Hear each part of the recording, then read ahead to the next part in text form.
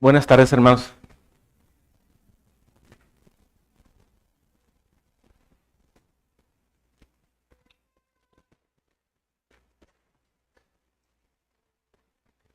Vamos a continuar con nuestro estudio del libro segundo libro de segundo de Samuel, capítulo 21, ahí donde vamos a estar estudiando esta tarde.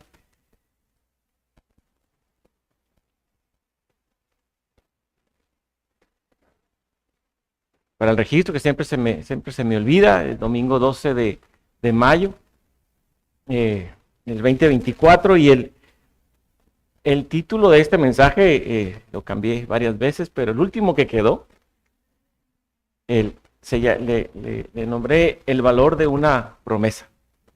Valor de una promesa. Vamos a estar estudiando del capítulo 21, del verso 1 al verso 14, es lo que vamos a tratar de cubrir esta tarde. Bien, pues vamos a orar una vez más para que Dios tome control de todo este tiempo. Bendito Padre Celestial, doy gracias una vez más, Señor, por tus bendiciones derramadas sobre cada uno de nosotros, Señor, que son abundantes, Padre. Gracias, Señor, porque sabemos que tú tienes el control de todas las cosas, pero, Señor, una vez más yo quiero rogarte, quiero pedirte, Señor, que en este tiempo tan especial, Señor, donde vamos a abrir tu palabra, Señor, y escuchar tu voz, te rogamos que nos ayudes, Señor, a prestar atención a ti, Señor, a lo que tú nos quieres decir en esta hora, Señor. Usa mis labios, usa mis palabras, Señor, mi voz. Pero sé tú, Señor, quien nos hable a todos los que estamos aquí en este día, Señor. Y a los que eventualmente podrán ver el video, Señor. Bendice nuestras vidas, edifica nuestras vidas con tu palabra, Señor. Ayúdanos a reflexionar en ella. Quita toda distracción, Señor, todo aquello que nos pueda impedir, Señor, que tu bendición llegue. Señor, que tu nombre sea glorificado en esta tarde, Señor. En el nombre de Cristo Jesús. Amén.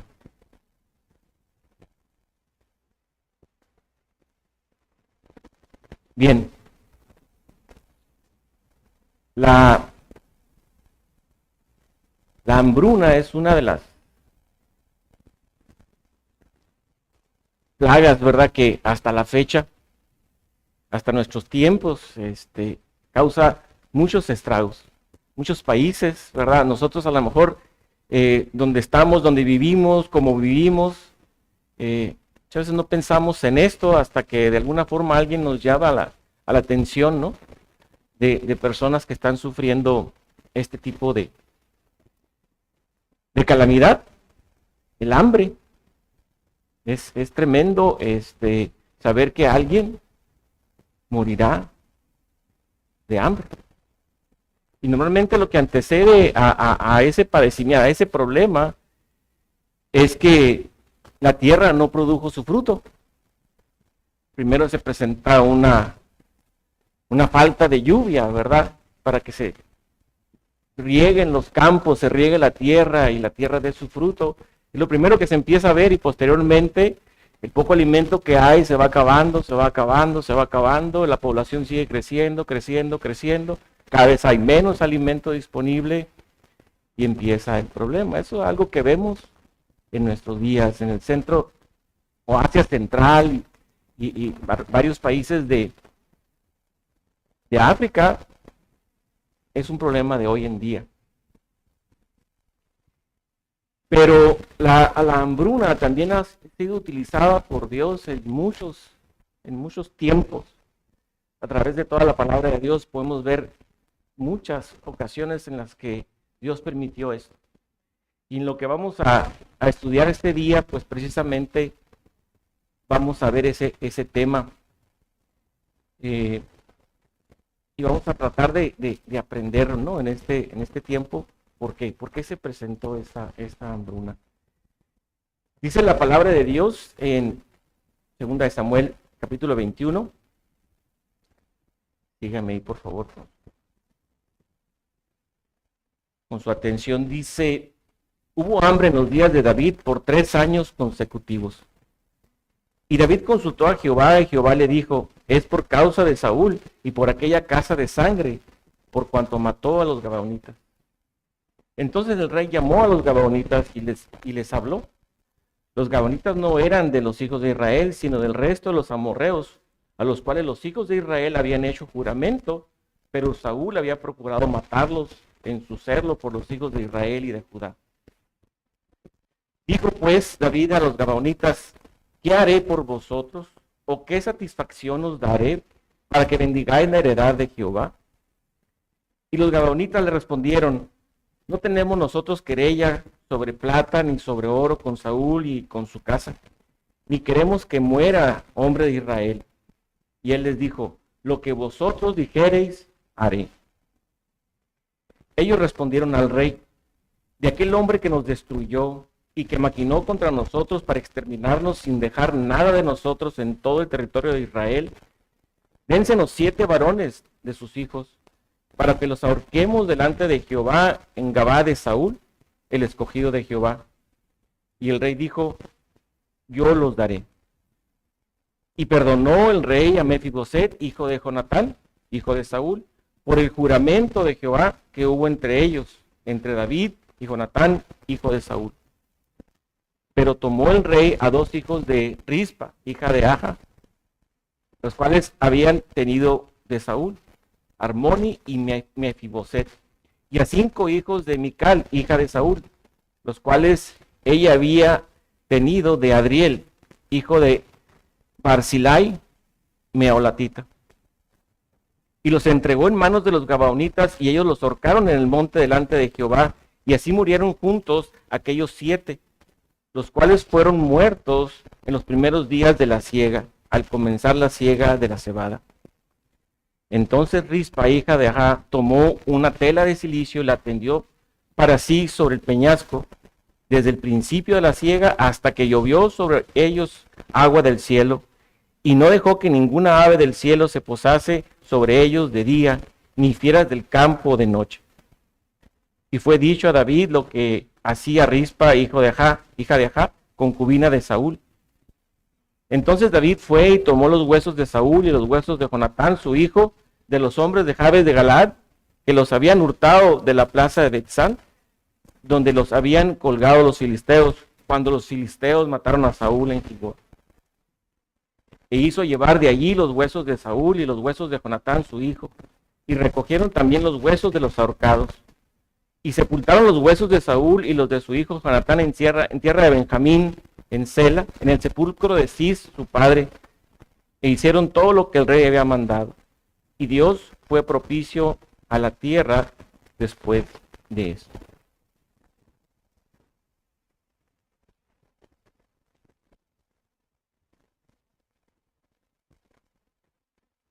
La hambruna se producía pues por la falta de lluvia.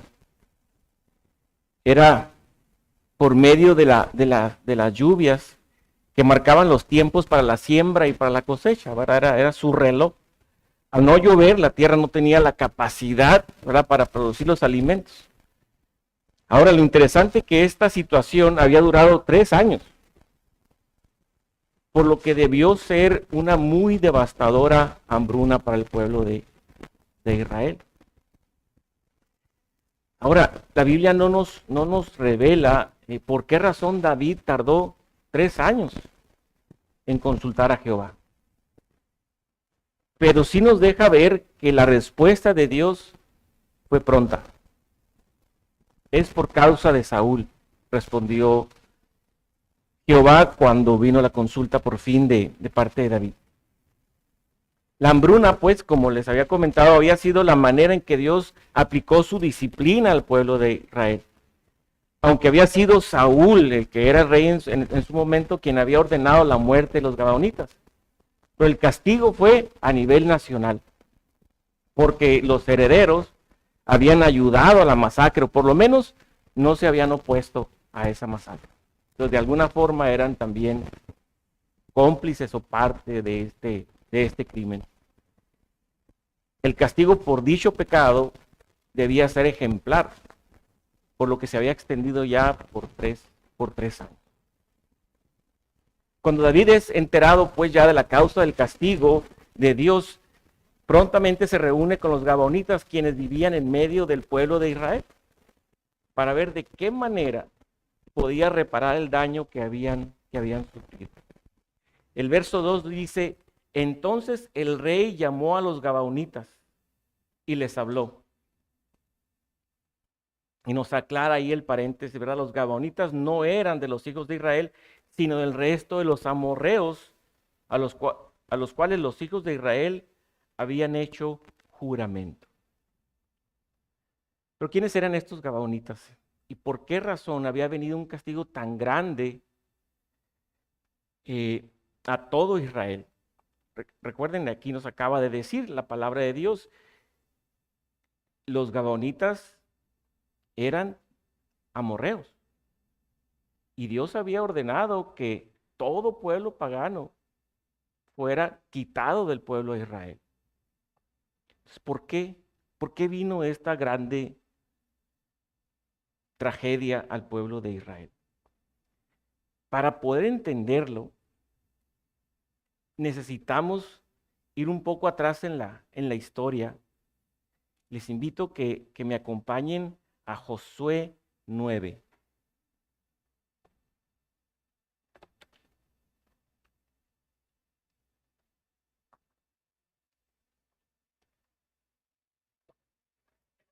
Conforme le dé lectura a este pasaje, muchos de ustedes van a recordar es el suceso. Les voy a pedir que presten mucha atención todas las veces donde en esta porción se utiliza la palabra alianza. Si la quieren ir marcando, la pueden ir marcando. Josué 9, les voy a leer del 1 al 20. Dice la palabra de Dios: cuando oyeron estas cosas todos los reyes que estaban a este lado del Jordán, así en las montañas como en los llanos y en toda la costa del mar grande delante del Líbano, los heteos, los amorreos, cananeos, fereceos, heveos y jebuseos, se concertaron para pelear contra Josué e Israel. Mas los moradores de Gabaón, cuando oyeron lo que Josué había hecho a Jericó y a Ai, usaron de astucia, pues se fueron y se fingieron embajadores y tomaron sacos viejos sobre sus asnos y cueros viejos de vino, rotos y remendados, y zapatos viejos y recocidos en sus pies, con vestidos viejos sobre sí. Y todo el pan que traían para el camino era seco y mohoso. Y vinieron a él al campamento de Gilgal y le dijeron al rey y a los de Israel: nosotros venimos de tierra muy lejana, haced pues ahora alianza con nosotros. Y los de Israel respondieron a los heveos: quizá habitáis en medio de nosotros, ¿cómo pues podremos hacer alianza con vosotros? Ellos respondieron a Josué: nosotros somos tus siervos. Y Josué les dijo: ¿quiénes sois vosotros y de dónde venís? Y ellos respondieron: tus siervos han venido de tierra muy lejana por causa del nombre de Jehová tu Dios, porque hemos oído su fama y todo lo que hizo en Egipto, y todo lo que hizo a los dos reyes de los amorreos que estaban al otro lado del Jordán, a Sehón, rey de Hesbón, y a Og, rey de Basán, que estaba en Astarot. Por lo cual nuestros ancianos y todos los moradores de nuestra tierra nos dijeron: tomad en vuestras manos provisión para el camino e ir al encuentro de ellos y decidles: nosotros somos vuestros siervos, hacer ahora alianza con nosotros. Este nuestro pan lo tomamos caliente de nuestras casas para el camino el día que salimos para venir a nosotros, y helo aquí ahora seco, ahora ya seco y mojoso. Estos cueros de vino también los llamamos nuevos, helos aquí ya rotos. También estos nuestros vestidos y nuestros zapatos están ya viejos a causa de lo muy largo del camino. Y los hombres de Israel tomaron de las provisiones de ellos y no consultaron a Jehová. Y José hizo paz con ellos y celebró con ellos alianza concediéndoles la vida. Y también lo juraron los príncipes de la congregación. Pasados 3 días después que hicieron alianza con ellos, oyeron que eran sus vecinos y que habitaban en medio de ellos. Y salieron los hijos de Israel y al tercer día llegaron a las ciudades de ellos. Y sus ciudades eran Gabaón, Cafira, Beerot y Kiriat Jearim. Y no los mataron los hijos de Israel, por cuanto los príncipes de la congregación les habían jurado por Jehová, el Dios de Israel. Y toda la congregación murmuraba contra los príncipes. Mas todos los príncipes respondieron a toda la congregación: nosotros les hemos jurado por Jehová, Dios de Israel. Por tanto, ahora no los podemos tocar. Esto haremos con ellos.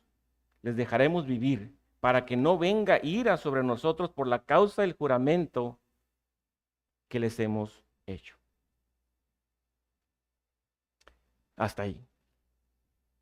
Entonces, los gabaonitas son estos amorreos que con astucia engañaron a Josué, ¿verdad? Idearon todo un plan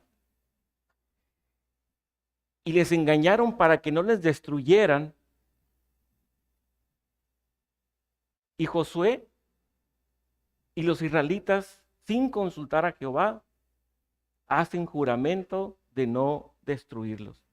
Y tenían bien claro que al haber jurado en el nombre de Jehová, no podían dar reversa a ese juramento, no podían romper ese juramento. Una alianza, si se fijaron, lo cita muchas veces, una alianza quiere decir también pacto, y los pactos se formalizaban por medio de juramentos. Los juramentos eran una promesa muy formal que obliga a un individuo a hacer lo prometido bajo la amenaza de alguna sanción, algún tipo de sanción o castigo. Dice ahí mismo, para que no venga ira de Dios, ¿verdad?, sobre nosotros. Los juramentos funcionaban a nivel religioso, pero también a nivel legal y nivel individual, como un medio para obligar al juramentado a cumplir con su palabra. Los juramentos también imponían un gran sentido de obligación entre los antiguos israelitas. En un nivel muy, muy fundamental, romper un juramento equivale a romper la fe con Jehová. Por lo tanto, romper un juramento era prácticamente impensable. Los juramentos no debían hacerse con ligereza. Pero incluso estos juramentos precipitados, basados, ¿verdad?, en un engaño de parte de los gabaonitas, seguían siendo aplicables y vinculantes para el pueblo de Israel. No podían argumentar, es que me engañaron, entonces el juramento ya no es válido. Seguía siendo válido. Y había una advertencia inclusive contra este tipo de juramentos en Levítico 5, verso 4 al 6. Si lo quieren buscar, si no, aquí yo le doy lectura. Levítico 5, 4 al 6. Dice: o si alguno jurare a la ligera con sus labios hacer mal o hacer bien, en cualquier cosa que el hombre profiere con juramento, y él no lo entendiere, si después lo entiende, será culpable por cualquiera de estas cosas. Cuando pecare en alguna de estas cosas, confesará aquello en que pecó, y para su expiación traerá a Jehová por su pecado que cometió una hembra de los rebaños, una cordera o una cabra como ofrenda de expiación, y el sacerdote le hará expiación por su pecado.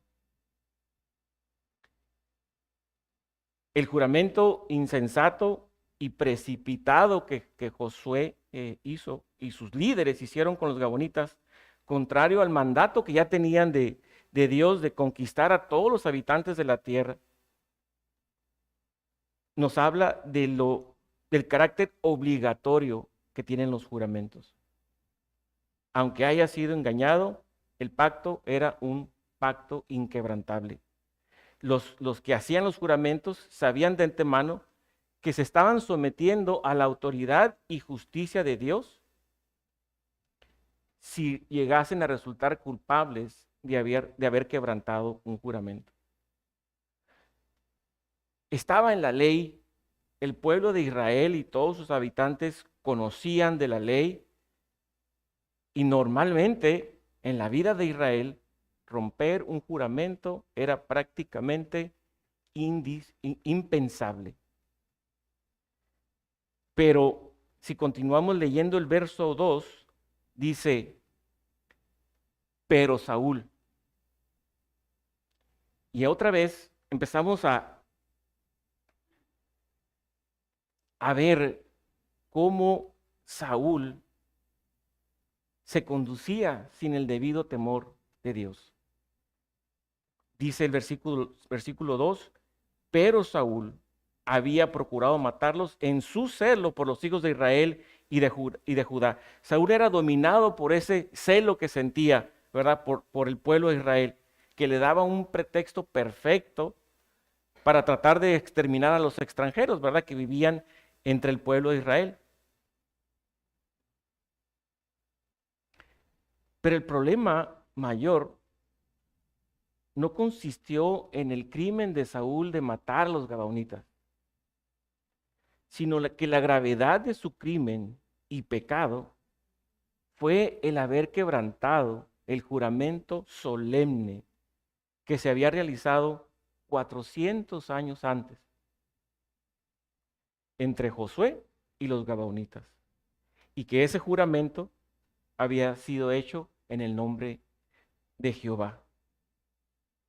No era la muerte de los gabaonitas, era el quebrantar el juramento, el problema. Esta era la razón para que Dios hubiera traído un castigo tan grande al pueblo de Israel de la hambruna, 400 años después. El tiempo no borra el pecado, por lo que no debemos pensar que nuestro pecado no tiene consecuencia porque la disciplina de Dios aún no ha llegado.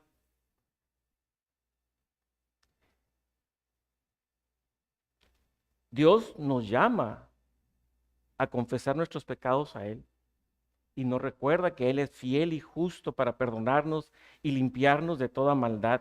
Debemos hacerlo con prontitud y debemos hacerlo constantemente, que es lo que implica ese versículo. Es continuamente estar confesando nuestros pecados porque desafortunadamente continuamente estamos pecando.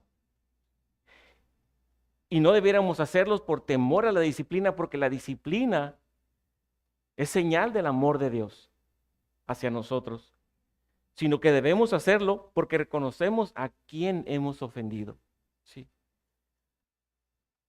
A quien le debemos todo, a quien merece toda nuestra obediencia, a quien puede, y es el único que puede y quiere limpiarnos para mantener esa comunión con nosotros.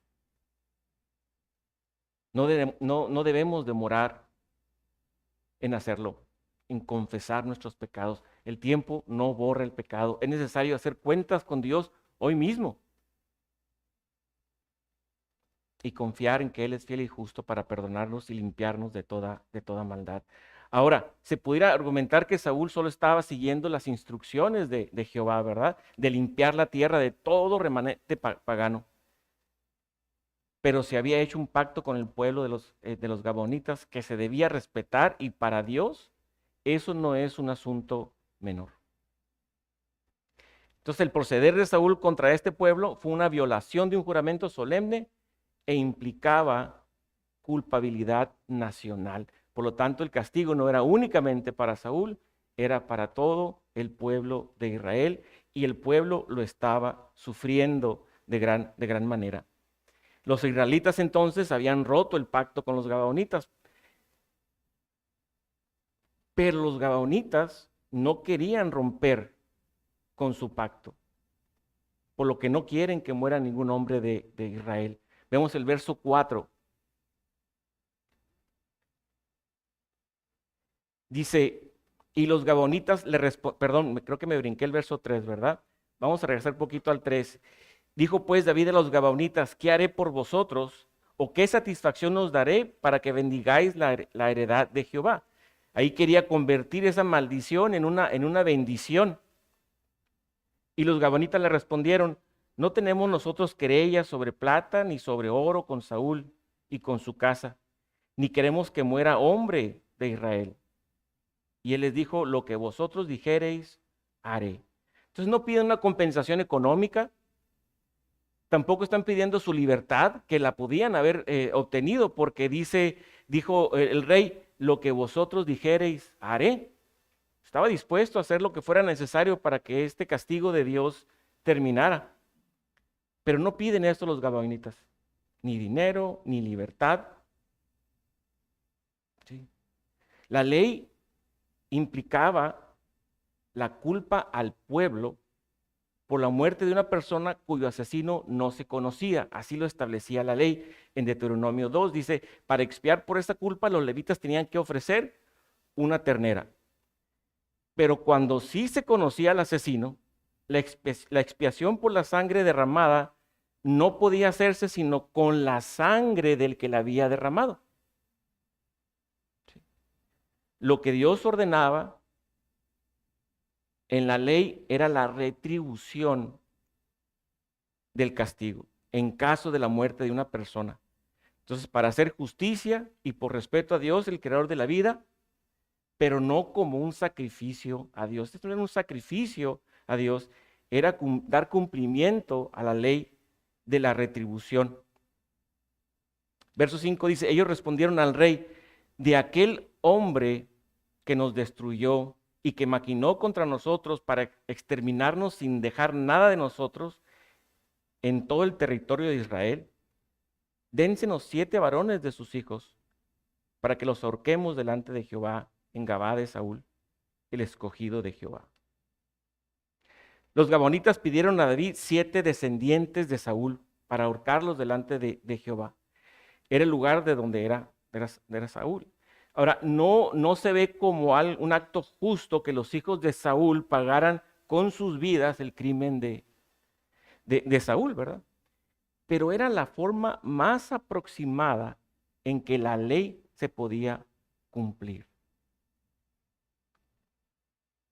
En el caso de la muerte de los 7 descendientes de Saúl, la muerte de ellos significaría la retribución por el crimen que Saúl había cometido, y con esta retribución cesaría el castigo de Dios.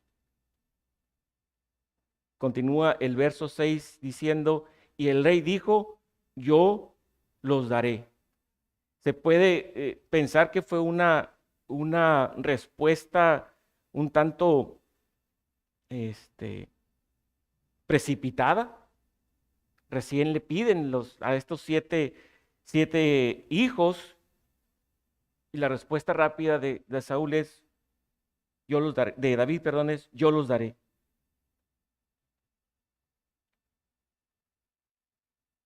Esta respuesta se pudo deber precisamente a los fuertes estragos que esta hambruna estaba ocasionando en el pueblo. No nos dice la palabra de Dios cuántos israelitas habían muerto, pero de seguro era parte de ese gran sufrimiento que el pueblo estaba viviendo. Y recordemos que los gabaonitas vivían en medio del pueblo de Israel, entonces los gabaonitas también estaban sufriendo de esto. ¿Sí? Pero más que los estragos de la hambruna, lo que muy probablemente influía en el corazón de David es el hecho de que Dios estaba airado con el pueblo de Israel.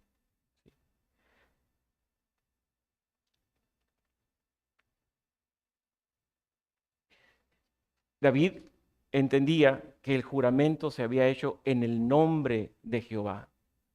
Y el nombre de Jehová es santo, santo, santo, como lo cantamos hace rato.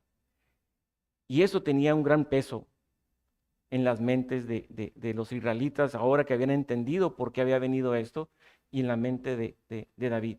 Y pronto quería resolver este asunto.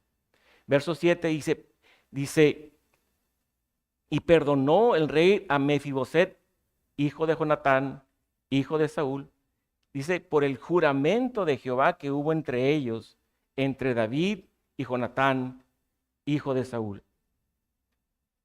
En 1 Samuel 20:15 encontramos ese juramento. Si quieren buscarlo, 1 Samuel 20:15.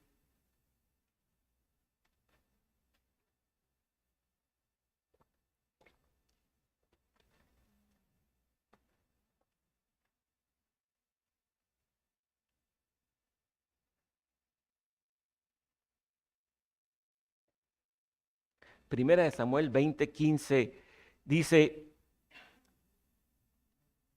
y no apartarás tu misericordia de mi casa para siempre. Jonatán hablando con David.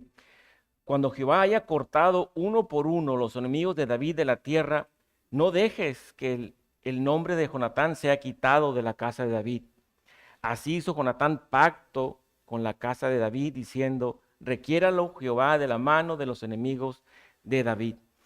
Ese juramento que David y Jonatán habían pactado era un juramento sólido y que David no estaba dispuesto a romper. Y es por eso que perdona la vida a Mefiboset. Mefiboset podía haber sido uno de esos 7. Entonces vemos aquí la importancia y lo inquebrantable de los juramentos que se hacían ante Dios. No hubo duda en David de que no podía ni quería tampoco romper el juramento que hizo con Jonatán. Verso 8.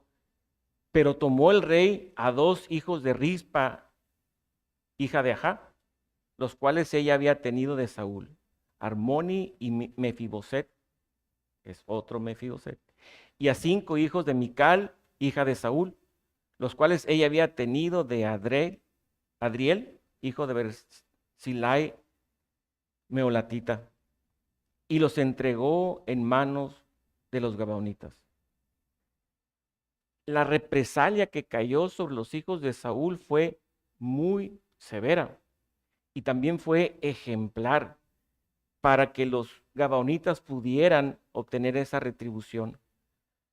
De nuevo, se había violado un juramento hecho en el nombre de Jehová. Por medio de este ejemplar castigo, entonces, quedaría muy claro en las memorias de todos los habitantes de Israel que los pactos se deben de respetar y cumplir. Grande y temible consecuencia de no hacerlo. Los cuerpos de los 7 habrían de permanecer colgados hasta que Dios enviara lluvia sobre la tierra. Continúa el verso 9 diciendo, y ellos los ahorcaron en el monte delante de Jehová. Y así murieron juntos aquellos 7, los cuales fueron muertos en los primeros días de la siega, al comenzar la siega de la cebada. De estos 7, la Biblia no nos dice si tuvieron participación directa en el crimen de Saúl o si eran inocentes. Pero ellos fueron ahorcados delante de Jehová. Fueron malditos al ser colgados para que así se hiciera la justicia delante de Dios y se pudiera apaciguar su ira.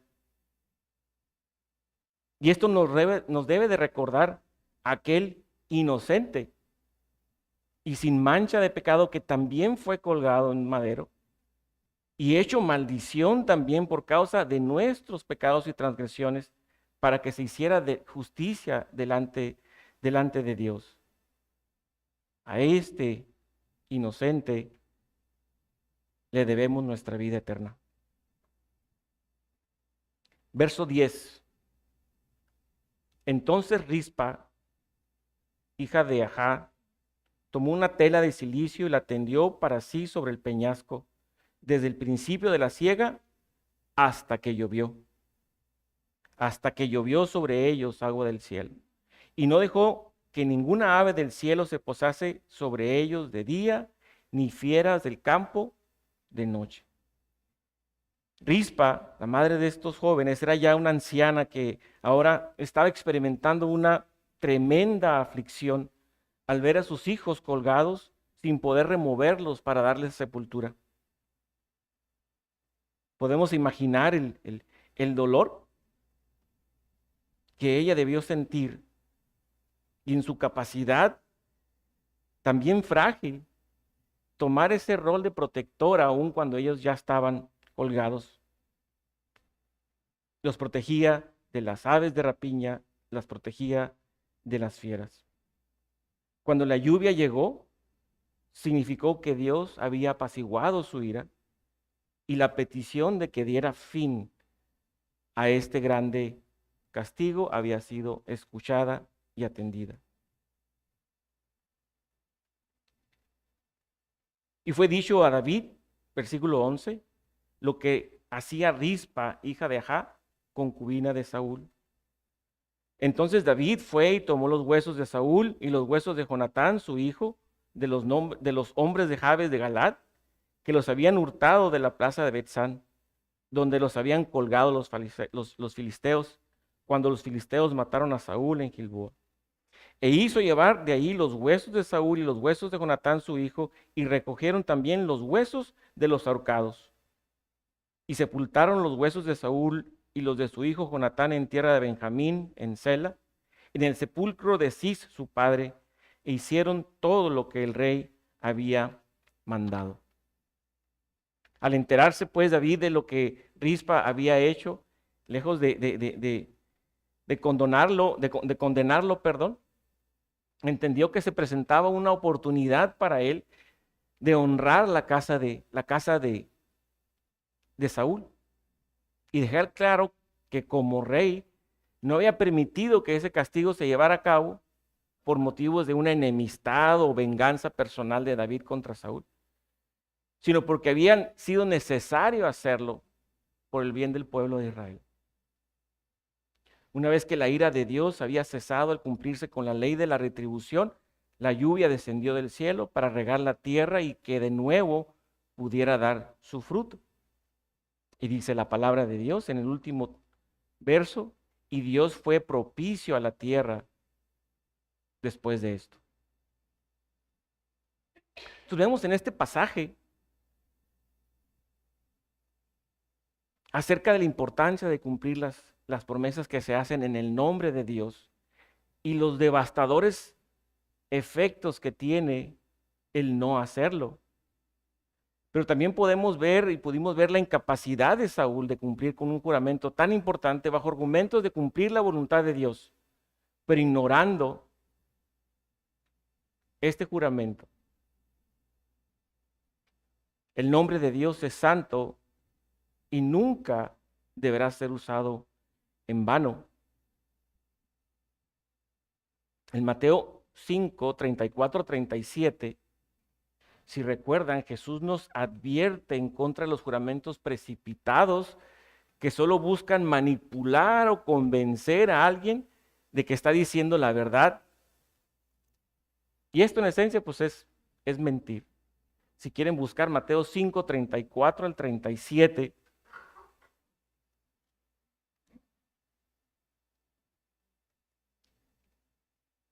nuestra incapacidad de mantener un juramento, mantener una promesa, surge precisamente del carácter engañoso de nuestra naturaleza caída. Dice en Salmo 116 que todo hombre es mentiroso. También en Romanos 3:4 nos dice, ¿verdad? Todo hombre es mentiroso. Los hombres juran porque no se fían unos a otros y piensan que es el único medio para que se les crea. Dice verso 34, pero yo os digo, dice Jesús, no juréis en ninguna manera, ni por el cielo, porque es el trono de Dios, ni por la tierra, porque es el estrado de sus pies, ni por Jerusalén, porque es la ciudad del gran rey, ni por tu cabeza jurarás, porque no puedes hacer blanco o negro un solo cabello. Pero sea vuestro hablar sí, sí, no, no, porque lo que es más de esto, de mal procede. Los israelitas habían aprendido a jurar en el nombre del cielo, de la tierra, de Jerusalén y por su cabeza, ¿verdad? Y estos juramentos ellos los consideraban que no eran obligatorios, que se podían romper, porque no incluía el nombre de Jehová. Por eso es que Jesús les reprende de esta forma: no jures ni por el cielo, ni por la tierra, ni por Jerusalén, porque cada juramento lleva una apelación a Dios, ya sea que sea nombrado Dios o no. Lo que estamos diciendo es: estoy diciendo la verdad, debes de creerme ante Dios de que esto es verdad. Entonces está implícito. Matthew Henry comenta, ¿verdad? Si nuestra sinceridad y nuestra fidelidad son conocidas, eso deberá ser suficiente para ganar el crédito necesario. Y si alguien lo pone en duda, el querer asegurarlo con juramentos y maldiciones servirá solamente para hacerlo todavía más sospechoso. Dios desea que en todo momento actuemos de manera recta y honesta. Pero esta incapacidad llevó, ¿verdad? Esta incapacidad del hombre por esta naturaleza llegó a Cristo a decir, a advertirnos en contra del juramento. Mejor que tu sí sea un sí, que tu no sea un no. Quienes violan pues un juramento son responsables ante Dios, independientemente de qué cosas estemos incluyendo en nuestro juramento.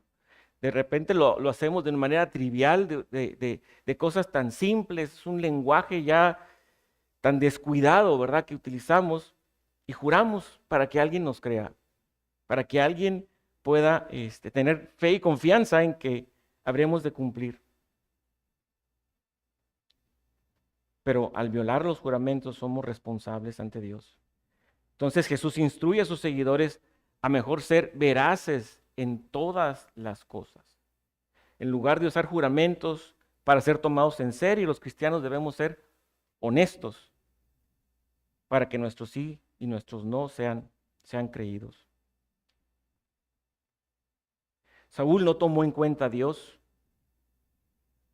sabía del juramento y no tomó en cuenta que ese juramento se había hecho en el nombre de Jehová. Nosotros rompemos juramentos, compromisos que hacemos con Dios, con nuestros hermanos, con nuestras familias, con nuestros jefes, y lo tomamos con tal ligereza. Y hay consecuencia. Hay consecuencia. Porque es el nombre de Dios el que estamos tomando en vano.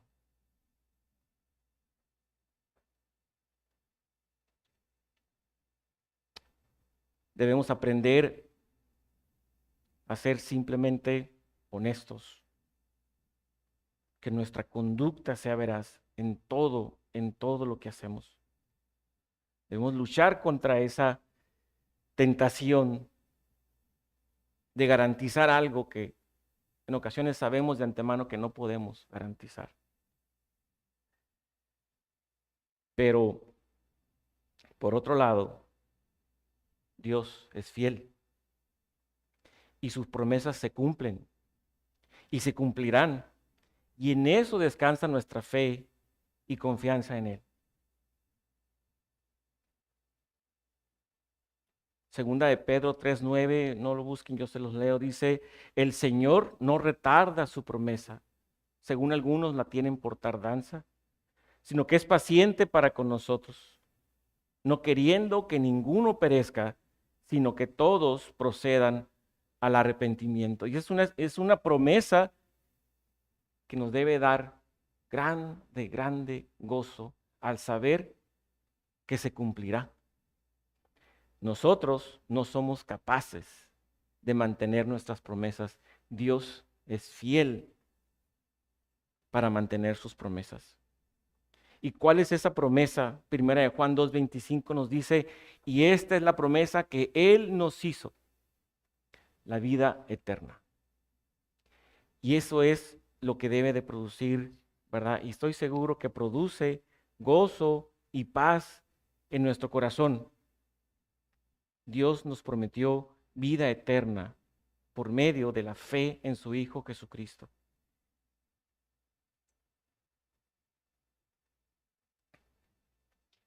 Y eso es lo que da seguridad al hombre en su día a día, en su andar diario. Entonces, vuelve a temblar. Tenemos una promesa de que las cosas serán mejor en la presencia de nuestro Señor. Amén. Vamos a orar. Bendito Padre, damos gracias, Señor, por tu palabra. Damos gracias, Señor, por este tiempo en el que pudimos exponer tu palabra, Señor.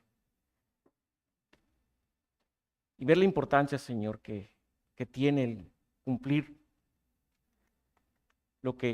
las promesas, Señor, las promesas que hacemos. Pero aún más, Señor, la importancia de vivir una vida honrada, honesta, Señor. Que nuestro testimonio sea el testimonio que debemos dar de Cristo, Señor, viviendo nuestras vidas y gobernando nuestras vidas, Señor. Ayúdanos, Padre Santo, a que podamos conducirnos de esa forma y podamos también confiar, Señor, únicamente en las promesas que tú nos has hecho y que tú las has ido cumpliendo conforme a tu gracia, conforme a tu soberana voluntad, Señor. Gracias, Padre, en nombre de Cristo. Amén.